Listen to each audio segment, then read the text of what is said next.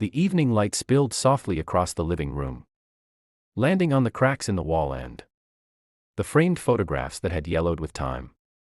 She sat quietly on the couch, listening to the clock tick, each second echoing years of memories. This house wasn't just brick and wood. It was her whole life. Her son arrived late, impatience already written on his face. He didn't ask how she was. He didn't comment on the dinner she had prepared. "We need to talk," he said, standing instead of sitting. "This house. It's too much for you. Sell it. Give us the money. That's the only way forward." She looked up at him, confused. "Forward for who?" "For all of us," he replied, though his eyes avoided hers. "My wife and I are stuck. Business isn't growing. You're just living here alone. Be reasonable." Her fingers tightened around the edge of the table. "This is where your father and I built our life." He exhaled sharply. "Dad is gone. Holding on to walls won't change that.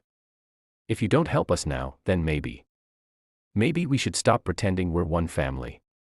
The words cut deeper than he realized. She didn't argue. She didn't cry. She just nodded. That night, she walked through the house slowly.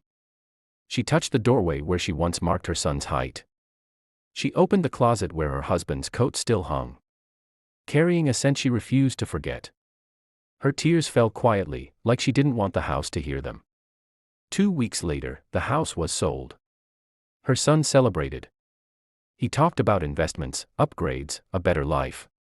He didn't notice she had packed only 2 suitcases. Instead of moving in with him, she rented a small, quiet apartment far from the noise of expectations. When he finally asked why, she answered gently, "You needed space. I needed peace." Months passed. The business failed. Stress replaced confidence. Silence replaced calls. One evening, a letter arrived at his door, something he had ignored earlier. It was from the lawyer. Inside, the truth waited. The money from the house had never gone to him. Most of it was placed into a trust for his child's future. The rest had been donated to a foundation, helping elderly parents who were abandoned after being pressured to sell their homes. Shaken, he rushed to her apartment. She opened the door slowly, surprise flickering across her face. "Why?" he asked, his voice breaking. "Why would you do that?"